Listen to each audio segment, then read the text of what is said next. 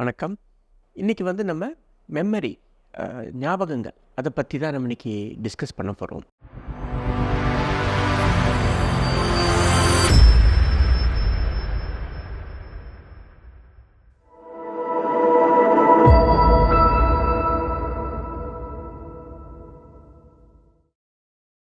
எல்லாருக்குமே தெரியும் நம்மளோட மெமரிஸ் வந்து லைஃப்பில் வந்து நம்மளோட ஒரு முக்கியமான ஒரு விஷயம். அது ஞாபகங்கள் வச்சுக்கிறது வந்து அது பழைய மெமரிஸாக இருக்கட்டும், இல்லை ரீசெண்டாக அக்யூரான memories. Memories is like part of us. அது மெமரியோடு தான் நம்ம வாழ்ந்துட்டுருக்கோம். பட் மூளையில் சில வியாதிகள் வந்து அந்த மெமரியை பாதிக்கலாம். அதை பற்றி தான் நம்ம இன்றைக்கி டிஸ்கஸ் பண்ண போகிறோம். ஸோ இப்போ மெமரிஸ் பார்த்தோம் அப்படின்னா நம்ம வந்து நான் சொன்ன மாதிரி பழைய ஞாபகங்கள், அதாவது ஓல்டு மெமரிஸ், அதாவது சின்ன வயசில் நம்ம இருந்தது, நம்ம சின்ன வயசு கால ஃப்ரெண்ட்ஸ் அண்டு அந்த மாதிரி ஒரு மெமரிஸ் இருக்கும். நடு மெமரிஸ், அதாவது வெட்டிங் டேட்ஸ், லைஃப்பில் முக்கியமான ஒரு தருணங்கள், அதாவது எப்போ நம்ம ஜாயின் பண்ணோம் டியூட்டி, ஃபஸ்ட்டு ஒர்க் பண்ணது இங்கே, நம்ம காலேஜ் டேஸ், அந்த மாதிரியெல்லாம்.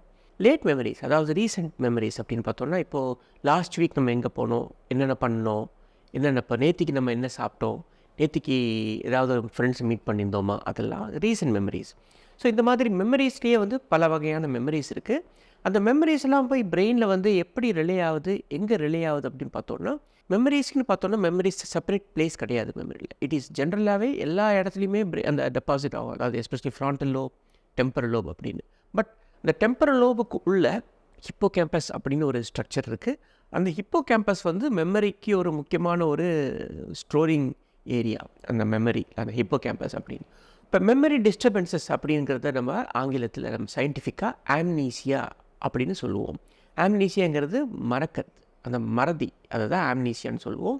அந்த ஆம்னீசியா வந்து பல வகையான ஆம்னீசியா இருக்குது, நிறைய காரணங்கள் இருக்குது. அதே ஒரு வியாதியாக ஆயிடுச்சு அப்படின்னா அதை வந்து நம்ம டிமென்ஷியா அப்படின்னு சொல்லுவோம். அந்த டிமென்ஷியா அப்படின்னா நாட் ஓன்லி மெமரி, ஓவராலாக அந்த பிரெயின் பெர்ஃபார்மன்ஸ், அந்த ஆக்டிவிட்டீஸ் எல்லாமே குறையிறது தான் டிமென்ஷியான்னு சொல்லுவோம். இந்த டிமென்ஷியா அப்படிங்கிறது ஒரு வியாதி. அதுலேயும் பலதரமான டிமென்ஷியாஸ் இருக்குது. காமன்லி டிமென்ஷியா அப்படின்னு பார்த்தோம்னா வாஸ்குலர் டிமென்ஷியா. வாஸ்குலர் டிமென்ஷியா அப்படின்னா ஸ்மால் வெசல் டிசீஸ், அதாவது மூளைக்கு போகிற இரத்த குழாய்கள் ஒரு கிளை மாதிரி, அது சின்ன சின்னதாக பிரிஞ்சு பிரிஞ்சு மூளையோட நரம்பு எல்லாம் அந்த ஊட்டச்சத்து கொடுக்கறது தான் அந்த ஸ்மால் வெசல்ஸ். அந்த ஸ்மால் வெசல்ஸில் ஏற்படக்கூடிய ஒரு வியாதி வந்து நமக்கு வந்து ஸ்மால் வெசல் டிஸ்கிமிக் டிசீஸ், அது டிமென்ஷியா அப்படிங்கிறது வரும். அதுதான் வந்து வாஸ்குலர் டிமென்ஷியா அப்படின்னு சொல்லுவோம். அந்த ஸ்மால் வெசல் டிசீஸ் எதனால் ஏற்படுது அப்படின்னு பார்த்தோன்னா, காமனஸ்ட்டு பார்த்தோன்னா ஹைப்பர் டென்ஷன், டயபெட்டிஸ், அதாவது சர்க்கரை வியாதி, உப்புச்சத்து இருக்கிறவங்களுக்கு அந்த ஸ்மால் வெசல் வந்து பாதிக்கும். ஸ்மால் வெசல் இஸ்கிமிக் டிசீஸ் இதுதான் one of the most common. அதாவது ஏஜிங்கில் நம்ம வந்து சொல்லுவோம்.